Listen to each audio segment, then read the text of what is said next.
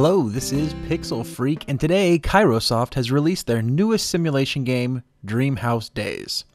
So it's been a long time since I've reviewed a Kairosoft game. A few of them have come out since. There's been a couple that were ported over from iOS, and there's been a couple new ones. There was Beastie Bay, which was actually the first free simulation game that Kairosoft released to Android.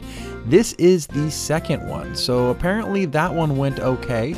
So they went ahead and did it again. Now, I did play Beastie Bay, and I kind of liked Beastie Bay. It was not too bad of a game.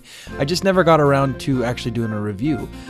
So here I am with Dreamhouse Days, and unfortunately, my initial verdict on this game is it's not looking so great.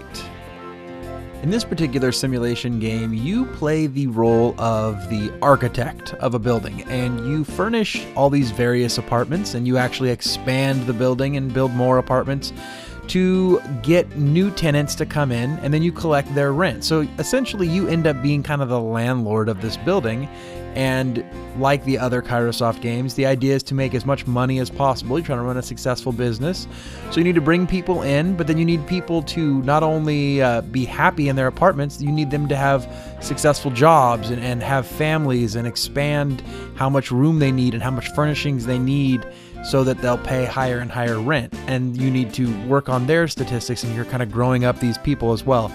It does kind of cross a little bit of a boundary as far as what an architect or a landlord does, but it's all good fun for the game mechanics.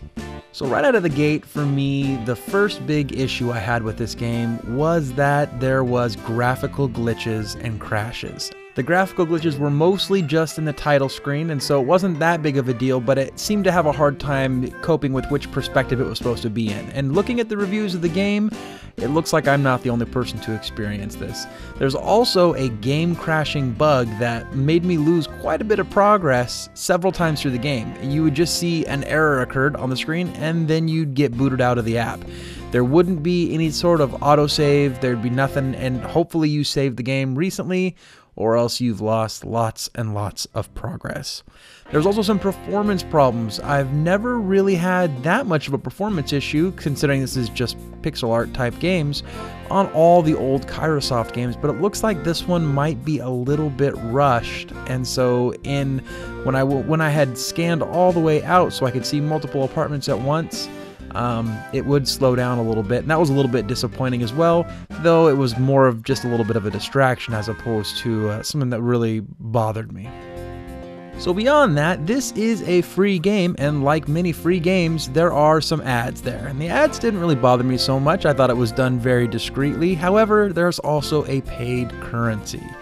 Now, the paid currency in the game is tickets, and from what I understand, as you progress farther in the game, you're able to buy tickets. Now, you can also achieve tickets by playing the game, and for every 7 minutes you play the game, when you log back in, you get a ticket. There are a limit to how many tickets you can get at once, and I actually was never given the option to purchase them. I looked and looked and looked, but apparently it comes later in the game. Now, given how much it seemed you needed tickets, especially for the apartment add-ons later in the game, it really looks like you're going to be limited unless you pay up. Now, I wish I had those prices available here for this review. Unfortunately, I don't. I'm just going to say it's a little bit of a negative mark that that's there, even though I anticipated this was going to be a freemium game and I knew it was coming. It's still kind of a disappointment, and I'd really rather just pay $4 or $5 for Kairosoft's games and have them be all-inclusive. Finally, wrapping up what seems like a never-ending amount of complaints about this game, I was a little bit put off by the pacing of the game. Now, it seemed like Kairosoft, over the course of their games, has actually gotten better at their pacing, and it seems like there's more and more stuff going on, and so you're able to juggle more and more things, and the games are very interactive, and that's what sucks you in. Unfortunately, this one's very slow-paced, and I found myself sitting there watching basically nothing several times, just letting the game run, and I'd have to watch TV or something off to the side while I wait to see what's going on. This really detracted me from the game. It made me not get sucked in, and even though I played the game for about an hour and a half or 2 hours, I don't really feel inclined to continue playing. And that's kind of sad from a developer that I've really liked in the past, and I've really loved their games.